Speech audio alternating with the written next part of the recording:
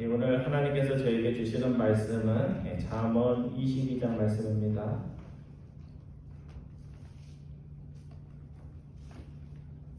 제가 가진 성경으로 935페이지 잠언 22장 1절부터 16절까지 말씀 우리 한 절씩 교독하기 원합니다. 잠언 22장입니다.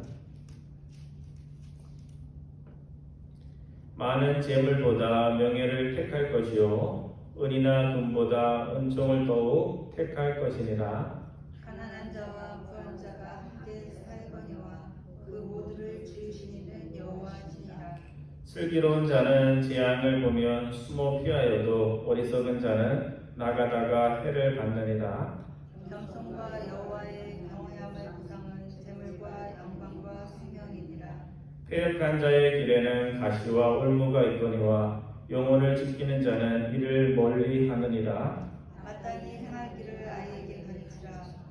그리하면 늙어도 그것을 떠나지 아니하니라. 부자는 가난한 자를 주관하고 빚진 자는 채주의 종이 되느니라. 악을 뿌리는 자는 재앙을 거두리니 그 분노의 기세가 쇠하리라. 선한 눈을 가진 자는 복을 받으리니 이는 양식을 가난한 자에게 주민이라. 거만한 자를 쫓아내면 다투이시고 싸움과 세우기 붙이느니라. 마음의 정결을 사모하는 자의 입술에는 덕이 있으므로 임금이 그의 친구가 되느니라. 여호와의 눈은 지식 있는 사람을 지키시나 사악한 사람의 말은 패하게 하시느니라. 게으른 자는 말하기를 사자가 밖에 있은즉 내가 나가면 거리에서 찢기겠다 하느니라. 음녀의 입은 깊은 함정이라. 여호와의 노를 당한 자는 거기에 빠지리라. 아이의 마음에는 미련한 것이 얽혔으나 징계하는 채찍이 이를 멀리 쫓아내리라. 이익을 얻으려고 가난한 자를 학대하는 자와 부자에게 주는 자는 가난하여질 뿐이니라. 아멘. 오늘은 우리 잠언 22장 말씀 통해서 우리 네 가지 주제를 가지고 오늘 말씀 가운데 하나님의 가르침을 배워보고자 합니다.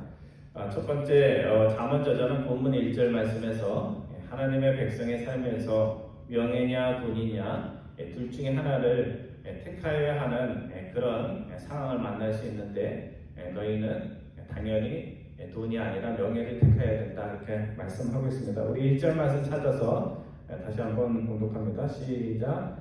많은 재물보다 명예를 택할 것이요 은이나 금보다 은총을 더욱 택할 것이니라. 여러분 어떻게 하실 것 같아요? 돈이 있고 명예가 있으면 둘 중에 하나만 둘 다 가지면 얼마나 좋겠어요. 그렇지만 하나만 가지라고 할 때 참 이게 말처럼 쉬운 게 아니죠. 그런데 하나님께서는 잠언 저자를 통해서 너의 마음을 따르지 말고 너의 하나님이 주신 지혜대로 명예를 택하라 이렇게 말씀합니다. 하나님 우리가 세상 살아갈 때 세상 것, 돈, 물질이 필요하다는 것을 너무나 잘 아십니다. 그래서 성경에 한 번도 돈 없이 살라, 가난하게 살라 이런 말씀이 없습니다. 우리 입장에서는 돈도 있고 명예도 있고 모든 것을 가진 삶을 살고 싶어 합니다. 그런데 이 둘을 가질 수 없는 상황이 생깁니다. 그리고 더 나아가서는 돈을 택하면 나의 이름이 더럽혀지는 그런 상황도 있고 또 내 이름을 지키려고 하니 가난한 길을 또 가야 하는 그런 상황들을 우리가 만나기도 합니다. 이때 우리가 어떻게 해야 될까? 잠언의 가르침은 너희가 돈과 재물 가운데 하나를 택해야 될 때 명예, 좋은 이름을 지킬 수 있는 사람이 되어야 된다 이렇게 말씀합니다. 그래서 성경에 보면 돈을 택하다 자신만 어려워진 것이 아니라 자신에 속한 공동체를 어렵게 한 그런 사람들의 이야기가 많이 있습니다. 그 중에 하나가 아간인데 여리고 성을 공격할 때 하나님께서 이 성의 어떤 물건도 너희가 가지지도 말고 손대지도 말라 그렇게 말씀을 엄하게 해줬습니다. 근데 이렇게 물질을 보면 마음이 생긴다고 그러잖아요, 그렇죠? 견물생심이라고 아간이 아무도 안 보니까 저 많은 것 다 버리는 게 너무 아까운 거예요. 그래가지고 그냥 자기를 위해서 가질 수 있는 만큼 돈 될 만한 것들을 다 숨깁니다. 문제는 사람들은 모르지만 누가 하셨어요? 하나님이 아시고 이 일로 가나안과 계속 전쟁을 해야 하는 이스라엘이 지금 계속 이겨도 앞으로 어떻게 될지 모르는데 첫 번째 가나안 정복에서 패배를 하게 됩니다. 그래서 적들에게 약한 모습을 보이면 안 되는 이스라엘이 이 아간의 잘못으로 인해서 패배하는, 그래서 이게 작은 일이 아니고 큰 일이 일어난 거예요. 작은 일 때문에 큰 일이 일어난 것입니다. 그래서 아간의 사적인 탐욕 때문에 이스라엘이 공경에 빠지게 된 것입니다. 그래서 결국 아간은 그 물건을 훔친 그 일로 돌에 맞아서 죽습니다. 그래서 아간의 이야기는 우리가 물질의 탐심을 다스리지 못하면 아간처럼 나만이 아니라 주변 사람들도 어렵게 만들고 그 끝이 뭐라고요? 죽음이라는 것을 상징적으로 보여주는 그런 이야기라고 할 수 있습니다. 근데 오늘 본문 1절에 보면 명예가 나오는데 뭐 대단한 일은 대단한 명예를 가리키는 것이 아닙니다. 돈을 택하면 나의 인티그리티, 내가 지금까지 지켜왔던 수고신, 신념, 가치, 명망 이런 것들이 한꺼번에 무너질 수 있다는 것을 말씀을 하고 있는 것입니다. 그때 너희는 돈과 재물을 택하는 자 되지 말고 너의 믿음을 지키고 너의 신념을 지키고 너희가 지금까지 쌓아온 인격의 고결성을 지키는 자가 되라 하는 그런 말씀입니다. 그래서 아무리 좋은 게 있어도 뭘 버리면 안 된다고요? 내가 지금까지 지켜온 신념, 믿음, 가치, 나의 이름의 그런 명예들, 이런 것들을 여러분과 제가 지킬 수 있기를 바랍니다. 두 번째, 오늘 본문에는요 2절, 7절, 9절, 16절 4절에 걸쳐서 부자와 가난한 자, 부와 가난에 대한 가르침이 있습니다. 성경에는 제가 예전에도 말씀드렸는데 기도에 대한 말씀보다 뭐에 대한 말씀이 많아요? 돈과 재물, 가난과 부에 대한 말씀이 많습니다. 이건 무슨 뜻이냐면 기도하지 않아도 문제가 생기지만 재물에 대한 생각이 명확하지 않아도 하나님의 백성의 삶을 살기 어렵다는 겁니다. 그래서 먼저 잠언저자는 본문 2절에서 부자와 가난한 자는 너희가 보기에는 엄청나게 다른 것처럼 보여도 그들 모두를 창조하신 분이 누구라고요? 같은 하나님이시다라는 것을 말씀을 해주고 있습니다. 우리 2절 말씀 찾아서 다시 한번 봉독합니다. 시작. 가난한 자와 부한 자가 함께 살거니와 그 모두를 지으신 이는 여호와십니다. 부자만 살면 얼마나 좋겠어요, 그렇죠? 모든 사람이 다 부자 돼가지고 부를 누리며 살면 좋지만 항상 부자와 누가 있다고요? 가난한 자가 함께 산다. 맞는 얘기죠, 그렇죠? 가난한 자와 부자가 다 함께 사는데 그 두 사람을 만든 분은 같은 분이시다라는 그런 뜻입니다.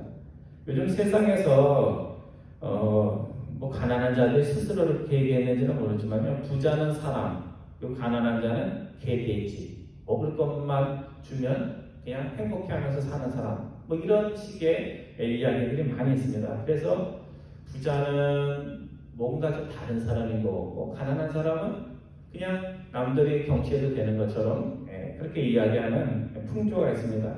근데 성경은 뭐라고 얘기해요? 부자도 가난한 자도 다 하나님이 지으신 똑같이 소중하고 똑같이 존귀한 존재다라고 그렇게 선포를 하고 있습니다. 그래서 사실은 부자와 가난한 자에 대한 그런 편견들이 지금만 그런 게 아니고요. 조선시대에도 있었는데 기독교가 한국에 들어오면서 바꿔놓은 게 뭐예요? 양반이건 쌍놈이건 다 하나님 앞에서 존귀한 자다. 이런 것들을 기독교가 가르침을 가져왔습니다. 오늘 잠언저자는 본문 7절에서 이렇게 똑같이 하나님이 존귀하게 만들었음에도 불구하고 타락한 세상에서 돈 때문에 일어나는 별로 좋지 않은 현실에 대해서 서술을 하고 있습니다. 성경의 말씀 가운데 어떤 것들은 서술이고 어떤 거는 프리스크립션, 이렇게 돼야 된다 하는 당위성을 말하는 것인데, 오늘 7절 말씀은 프리스크립션이 아니라 당위성이 아니고 지금 타락한 세상에서 죄 때문에 이런 일이 일어나고 있다라는 것을 이야기하고 있습니다. 우리 7절 말씀 찾아서 함께 공독합니다. 시작.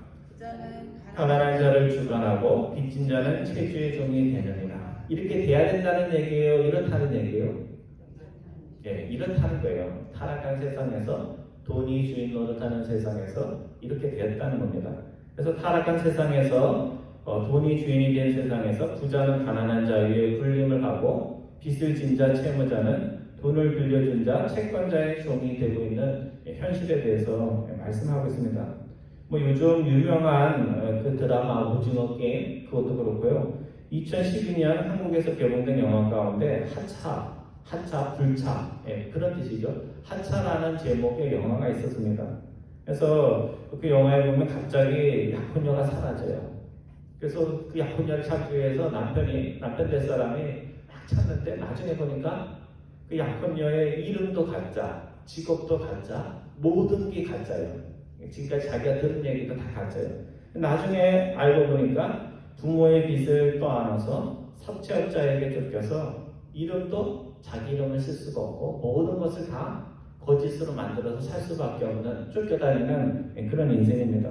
결국 마지막에는 이 약혼녀가 부모가 대물림한 빚의 늪에서 자신이 벗어날 수 없다는 것을 깨닫고 절망 가운데 높은 빌딩에서 뛰어내려서 자살하는 것으로 영화가 끝납니다. 그래서 그 영화를 보면 어떤 마음이 드냐면 빚을 지면서 사는 사람들의 심정이 저렇겠구나 하는 것을 굉장히 느끼게 하는 그런 영화입니다. 근데 이 영화의 시나리오가 동명의 일본 소설이라고 합니다. 근데 이 하차, 불차라는 것은 일본에서 악행을 저지른 망자를 태워서 죽은 사람을 태워서 지옥을 향해 달리는 일본 전설 속에 나오는 불수레로 하차에 한번 올라탄 사람은 절대로 내릴 수가 없다고 합니다. 그러니까 빚에 떠밀려서 살아가는 인생들이 그 망자가 뛰어내릴 수 없는 불수레에 탄 것과 같은 그런 인생이라는 것을 제목으로 이야기해 준 겁니다. 여러분, 부모가 유산을 물려주어도 참 젊은 사람들이 살기가 어려운 세상입니다. 근데 부모가 물려준 것이 재산이 아니고 빚의 수레에 있다면 그 빚의 수레에서 벗어나려 하지만 올가미에 걸린 동물이 벗어나려고 할수록 가난과 빚에서 벗어나지 못하는 그런 인생의 비극을 이 영화가 그려준 것입니다. 근데 오늘 본문 7절에 보면 참 부자와 가난한 자 다음에 무슨 기절이 나와요? 하반절에는 돈을 빌려준 채권자와 돈을 빌린 채무자 그 이야기가 나옵니다. 그러니까 부자는 뭐가 되는 거예요? 채권자가 되고 돈이 없는 사람은 돈이 없으니까 당장 급하니까 뭐가 돼요? 채무자가 되는. 그러니까 이런 일들이 일어나지 말아야 되는데 자본주의 세상에서 돈이 최고의 가치를 누리는 세상에서는 이런 일들이 벌어진다는 겁니다. 그러면 이러한 세상의 비정한 현실에 대한 하나님의 마음은 어떨까? 하나님께서는 동물 세계에서 강한 놈이 약한 놈을 잡아먹는 것과 같은 그런 일들이 인간 세계에서 일어나는 것을 그냥 바라보시며 그냥 그럴 수 있지 하는 그런 마음을 가지실까? 어떨 것 같아요? 하나님은 그것을 기뻐하지 않습니다. 그래서 본문 9절에 보면 그런 비정한 현실에 대한 하나님의 마음이 지표현이 되고 있어요. 우리 9절 말씀 찾아서 하나님의 마음이 어떤지 한번 읽어보겠습니다. 시작. 선한 눈을 가진 자는 복을 받으리니 이는 양식을 가난한 자에게 주니라. 9절 말씀 선한 눈을 가진 자가 뭘까? 그것을 영어 번역본 NIV에 찾아보면 좀 다르게 번역을 했습니다. 그래서 선한 눈을 가진 자를 뭐라고 번역했냐면 남들에게 물질을 베푸는 자 이렇게 번역을 했어요. 그러니까 NIV식으로 번역을 하면 이렇습니다. 남들에게 베풀며 사는 자가 스스로 복을 받을 것이다. 왜냐하면 그들이 가난한 자와 양식을 함께 나누기 때문이다. 이런 일들이 일어나요? 안 일어나요? 일어나는데 아주 가끔씩 소수의 사람들에 의해서 일어납니다. 첫 번째, 오늘 우리가 물질의 일부라도 남들을 돕고 남들과 나누는 데 쓰면 우리 안에 한 가지 변화가 일어납니다. 돈이 나의 주인이었던 사람이 인생이 이제는 누가 주인이 돼요? 내가 돈을 지배하는 그런 인생이 됩니다. 그래서 내 안에 하나님의 뜻 선한 마음이 들어와서 내가 가진 걸 다 나눈다는 뜻이 아니고 내가 가진 것 중에 일부라도 나누면서 살겠다는 마음이 들면 내가 뭐로부터 해방이 돼요? 돈의 지배로부터 해방이 됩니다. 두 번째 잠언 저자는 베푸는 자는 반드시 복을 받는다 말씀합니다. 베풀면 그 즉시 그 사람에게 복이 임한다고 말합니다. 그래서 베푸는 부자가 받는 복이 두 가지인데요. 첫 번째는 베푸는데도 불구하고 세상적인 부가 줄어들지 않는 겁니다. 남들에게 많이 주는데도 불구하고 항상 그 집에 재물이 넘쳐나는 그런 복을 받을 수도 있어요. 두 번째는 이거는 항상 받는 복인데 내가 베풀면 내 세상의 창고, 은행 잔고는 줄어들 수 있지만 하늘의 내 창고는 어떻게 돼요? 점점 쌓여갑니다. 이거는 반드시 일어나는 일이에요. 내가 베풀므로 말미암아 지상에 내가 가진 거에 숫자적인 줄어들면 있어도 하나님을 뵐 때 하나님의 창고에는 항상 쌓인다는 것입니다. 그 다음에 세 번째, 우리가 돈에 대한 생각을 분명히 해야 되는데요. 돈은 한국 드라마에 나오는 것처럼 신분이나 힘을 가시하기 위한 가시용으로 우리가 써야 되는 것이 아니고 하나님의 백성들에게 돈은 하나님을 더 잘 사랑하고 이웃을 더 잘 사랑하는 도구로 사용이 되어야 됩니다. 너무나 당연한 얘기죠. 그럼 우리가 어떻게 이렇게 하면서 살 수 있을까? 내가 돈을 벌고 내가 노력해서 수고해서 돈을 벌고 내 수중에 돈이 있어도 그것을 내 것이라고 생각하면 그렇게 할 수 있어요? 없어요? 없죠. 내 것이면 내 자랑하는 데 쓰게 마련입니다. 하지만 내가 수고해서 벌고 내 수중에 있어도 돈이 하나님이 나에게 맡겨준 것이라고 생각하면, 살아있는 동안 맡겨준 것이라고 생각하면 청지기의 마음을 가지고 그것을 누구를 위해서 써요? 하나님의 뜻 안에서 사용하게 됩니다. 하나님의 뜻 안에서 사용한다는 것은 하나님께 다 드린다 그런 뜻이 아니고 하나님이 기뻐하는 일, 나를 위해서도 쓰고 이웃을 위해서도 쓰고 하나님이 정말 기뻐하는 일들을 위해서 쓸 수 있다는 겁니다. 그래서 사실은 믿음이 좋다는 게요, 그냥 교회에서 하는 기도 잘하고 성경 필사 잘하고 이런 것으로 다 끝나는 것이 아니고 오늘 우리의 삶 속에 뭐를 통해서 물질을 대하는 태도와 마음과 행실을 통해서 나타난다는 것을 우리가 항상 기억을 해야 됩니다. 그 다음에 세 번째, 잠언 저자는 본문 4절 말씀을 통해서 겸손에 대한 가르침을 주고 있습니다. 그래서 4절 상반절에서는 겸손이 뭔지에 대해서 잠언 저자가 특이한 정의를 해주고 있고요. 굉장히 의미 있는 정의를 해주고 있고 4절 후반절에서는 겸손하면 하나님이 상을 주시는데 세 가지 상을 준다는 것을 말씀하고 있습니다. 우리 4절 말씀 찾아서 함께 봉독합니다. 시작. 겸손과 여호와를 경외하며 땅은 재물과 영광과 생명이라. 영어 번역본은 조금 다르게 번역했어요. 영어 번역본 NIV에는 이렇게 했습니다. 상반절을 겸손이란 하나님을 경외하는 것이요, 겸손의 보상은 부와 영광과 생명이다 이렇게 말씀합니다. 우리가 겸손하면 어떻게 생각해요? 내가 나를 낮추는 것 이렇게 생각을 하잖아요. 근데 잠언서는 뭐라고 정의를 하고 있어요? 하나님을 경외하는 것이 겸손이다 이렇게 다르게 정의를 하고 있습니다. 그러니까 이 말씀은 무슨 뜻이냐면 하나님의 위대하심을 내가 알면 알수록 또 내가 그분의 피조물임을 알면 알수록 하나님이 나에게 베푼 그 은혜를 알면 알수록 하나님의 은혜를 망각하지 않고 그 은혜에 보답하며 살면 살수록 어떻게 된다고요? 겸손해진다는 겁니다. 그러니까 겸손해지기 위해서는 그냥 난 착하게 살아야지, 나를 낮추고 살아야지 해서 되는 게 아니고 하나님을 경외하는 마음이 내 안에 가득 차면 하나님 앞에서 내가 피조물, 하나님 가장 위대하신 분한테서조차 겸손하지 못하면 교만할 수밖에 없는데 그분 안에서 겸손해지면 또 은혜를 알고 갚으려는 마음이 있으면 겸손하게 살 수밖에 없다는 그런 의미입니다. 그래서 하나님에 대한 경외심이 자라면 겸손도 자라고 하나님의 은혜를 아는 마음이 커지면 우리가 더 겸손해질 수밖에 없습니다. 근데 우리가 마땅히 살아야 할 삶이 겸손인데 이건 미덕이라기보다는 당연히 하나님의 백성이 살아야 할 삶인데 이런 삶을 살면, 마땅히 살아야 할 삶을 살면 하나님께서 어떻게 하신다고요? 그래 당연히 그렇게 살아야지 하고 그냥 지나가시는 게 아니고 뭐를 주신다고요? 네, 상을 주신다는 거예요.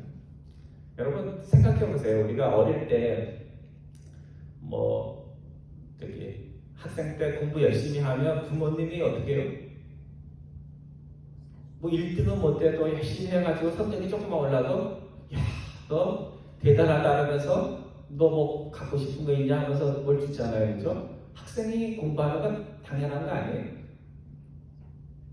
당연한 거죠. 그래도 그런 학생에게 상을 주듯이 하나님도 겸손하게 사는 것이 당연한데도 불구하고 우리에게 상을 주십니다. 첫 번째는 뭘 주신다고 그랬어요? 예, 재물. 우리가 좋아하는 거 주신다고. 두 번째는 뭐 주신다고 그래요? 영광, 높은 자리를 주신다는 거예요. 그러니까 사람들에게 인정받고 그렇게 한다는 거예요. 그래서 교만한 자도 영광을 누리고 싶어해요. 그렇지만 어떻게 영광을 누리려고 해요? 자신을 높여서 영광을 얻으려고 하는데 자신을 높이면 어떤 일이 생겨요? 뭐가 잘 안 돼요. 자신을 높이려고 하면 높일수록 뭔가 어색한 일들을 하게 되고 그걸 통해서 오히려 넘어지고 떨어집니다. 반면에 겸손한 자는 자신을 높이려는 생각이 아무도 없는데도 불구하고 자신을 계속해서 낮추면서 낮은 자리로 가는데 누가 높여져요? 하나님도 높여주고 이웃 사람들도 주변 사람들도 높여줍니다. 그래서 여러분 학교 다닐 때 누가 그 반장이 되나 이렇게 잘 보세요. 그냥 공부 잘하는 애들이 반장 되는 게 아니에요. 남을 섬길 줄 알고 남을 위해서 봉사할 수 있는 아이들이 그 반장이 됩니다. 뭐 교회도 마찬가지라고 저는 생각해요. 세 번째, 겸손한 자에게 주시는 하나님의 복은 뭐라고요? 예, 생명입니다. 교만하면 어떻게 돼요? 교만은 뭐의 선봉장이라고 나와요?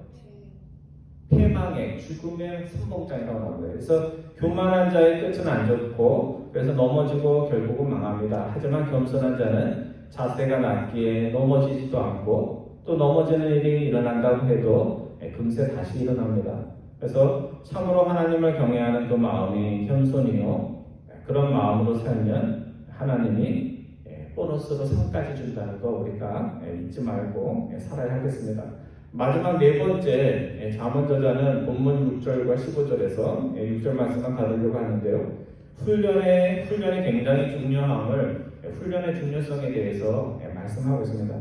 먼저 잠언저자는 본문 6절에서 아이에게 어릴 때 마땅히 걸어가야 할 것을 가르치면 아이가 나이가 들어서도 그 가르침을 떠나지 않을 것이라고 이렇게 말씀하고 있습니다. 우리 6절 말씀 잘 아는 말씀인데요. 다시 한번 봉독합니다. 시작. 마땅히 할 길을 아이에게 가르치라. 그리하면 늙어도 그것을 떠나지 아니하리라. 오늘 어른들이 착각하는 게 있어요. 아이만 배워야 되는 줄로 아는데 아이만 배워야 될까요? 아니에요. 우리 한국에서 성경 공부 제일 열심히 하는 그룹이 누군지 아세요? 아이들이에요. 근데 사실은 성경 공부해가지고 제일 많은 유익을 얻을 수 있는 나이가 누굴까요? 어른들이에요. 어른들. 그래서 저도 이제 뭐 교사도 하고 전도사도 하면서 항상 성경 공부는 아이들이 해야 되는 게 아니라 어른들이 해야 되는데 어른들도 해요. 그런데 그 어른들이 덜하는 그런 경우들이 많이 있습니다. 그래서 저는 이 말씀을 아이에 대한 말씀이라고 보지 않고요. 영적으로 어린 아이로 살아갈 수 있는 어른들에 대한 말씀이라고 생각합니다. 오늘 인생의 나이는 많아도 평생 배우며 살아야 할 우리에게 주신 말씀입니다. 근데 왜 아이에게 가르침이 필요하고 훈육이 필요할까? 그것은 좋은 것을 배울 수 있는 나이가 있는데 어리면 어릴수록 좋고 또 일찍 배우면 배울수록 어떻게 할 수가 있어요? 평생 사용하면서 쓸 수가 있어요. 그래서 어린이 교육이 중요한 것이 어릴 때 교육이 잘 되기 때문에도 그렇고 한번 배우면 몇 년을 써요? 10살 때 하면 100살까지 산다면 90년을 쓸 수가 있는 거예요. 근데 90에 배우면 몇 년 써요? 10년밖에 못 쓰는 거예요. 그러니까 그런 의미라고 할 수 있습니다. 그래서 사람이 인생을 살아가는데 영향을 미치는 것이 세 가지가 있습니다. 첫 번째는 태어날 때 본성입니다. 그래서 천성이 좋은 사람이 있어요. 본성이 좋은 사람이 있습니다. 하지만 천성과 태어난 본성만 믿고 살아가면 될까요? 안 되죠, 그렇죠? 예. 모든 사람이 다 좋은 본성으로 태어나는 것이 아니기 때문에, 그래서 아이에게 마땅히 행할 것을 가르치라는 것은 인간은 태어난 본성만 가지고는 살아갈 수 없는 부족한 인생이라는 것을 말씀하는 것입니다. 그래서 어릴 때는 누구의 훈육이 필요해요? 부모의 훈육이 필요하고, 커서는 인생 선배들의 훈육이 필요하고, 또 신앙인이 되어서 교회 오면 누구의 훈육이 필요해요? 네, 하나님의 훈육이 필요합니다. 네, 그렇죠? 뭐 목사님을 통해서 말씀이 나와도 하나님의 그 훈육이 필요한 것입니다. 또 세 번째, 우리가 인생을 살아가면서 더 나은 행실을 가지고 살기 위해서는요, 본인의 의지가 필요합니다. 그래서 본성도 좋고 믿음의 가정에서 좋은 훈육도 받았는데 뭐가 인생이 잘 안 되고 성품이 이상하다면 그건 누구 책임이에요? 본인 책임이에요. 본인 책임. 하나님이 천성도 잘 주시고 본성도 주시고 또 좋은 가정과 교회도 주셨는데도 불구하고 믿음이 자라지 않고 성품이 자라지 않으면 뭐에 문제가 있는 거예요? 자기 의지에 문제가 있는 겁니다.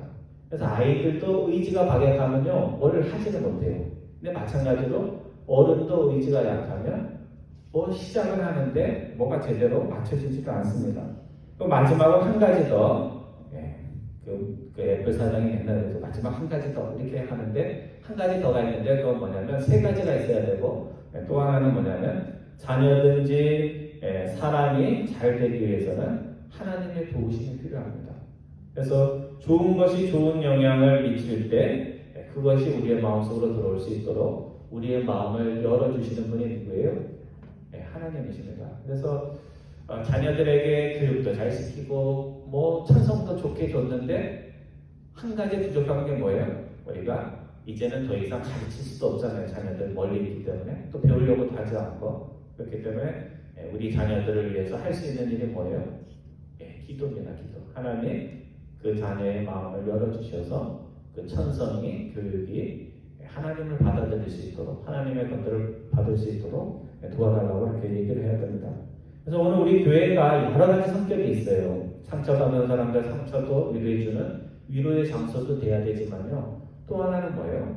영적 훈련소입니다. 군인들이 자대 배치하기 전에 전투에 나가기 전에 훈련하는 것처럼 교회는 훈련하는 곳이에요. 그래서 교회 나오는 분들은 훈련받을 준비가 돼 있어야 되고 자기 의지와 하나님의 도우심으로 내가 영적인 강한 군인이 되겠다라는 그런 마음이 필요합니다. 오늘은 잠언 22장 1절이나 16절까지의 말씀을 통해서 네 가지 주제로 저희들이 배웠습니다. 첫 번째는 뭐에 대해서 배웠어요? 지금 30분도 안 됐는데 여러분 기억하셔야 돼요. 첫 번째 뭐에 대해서 배웠어요? 돈이나 재물보다 뭐가 더 낫다? 명예가 나니까 명예를 택하면서 살라 그렇게 말씀하고 있고요. 두 번째는 부자와 가난한 자에 대한 가르침을 주셨는데요. 많은 걸 얘기했지만 현실 자체로 보면 부자가 가난한 자의 위에 군림하고 채권자로 살지만 하나님 앞에서는 부자와 가난한 사람 사이에 존귀함의 차이가 있다 없다? 차이가 없다. 그러니까 여러분과 제가 돈이나 이런 걸 가지고 사람을 차별하면 안 됩니다. 그 물질은 남 위에 군림하고 자랑하라고 주신 것이 아니라 하나님과 이웃을 더 잘 사랑하고 더 잘 섬기는 도구가 되어야 한다는 거 오늘 우리가 잊지 말아야 되겠습니다. 그 다음에 세 번째는 뭐에 대해서 배웠어요? 겸손에 대해서 배웠죠. 그렇죠? 뭐가 겸손이다 했어요? 하나님을 경외하는 마음이 겸손으로 이끌다 한 것을 배웠고 겸손하면 하나님께서 당연히 그렇게 살아야 되는데도 불구하고 우리에게 세 가지 상을 주십니다. 부, 영광, 그리고 생명을 주신다는 거 기억할 수 있기를 바랍니다. 그 마지막 네 번째, 아이든지 어른이든지 훈련 없이는 훌륭한 그리스도의 군사가 될 수 없다는 것을 오늘 우리가 기억을 해야 됩니다. 그래서 유명 성수들이요, 유명해졌다고 훈련을 안 하나요? 유명해질수록 그 유명한 자리에서 떨어지지 않기 위해서 피나는 노력을 합니다. 그래서 우리가 남들로부터 칭찬을 받아도 저 사람은 참 믿음이 좋아 하는 칭찬을 받아도 기도의 훈련, 말씀의 훈련, 또 인격의 훈련 모든 것들을 훈련들에 최선을 다하시기를 바랍니다. 하나님은 오늘 우리에게 주신 네 가지 가르침을 통해서 이 땅에 살아갈 때 그냥 구원받은 것으로 만족하는 것이 아니라 구원받은 자의 삶의 품격들을 드러내며 사시는 여러분과 저 되기를 주님의 이름으로 축원드립니다. 기도하겠습니다.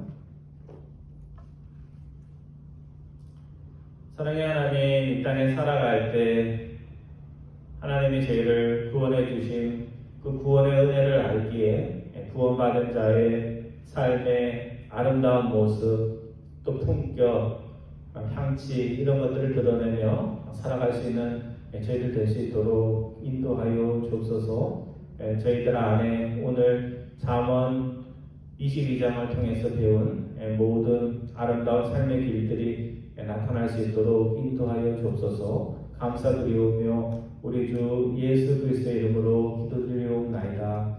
아멘.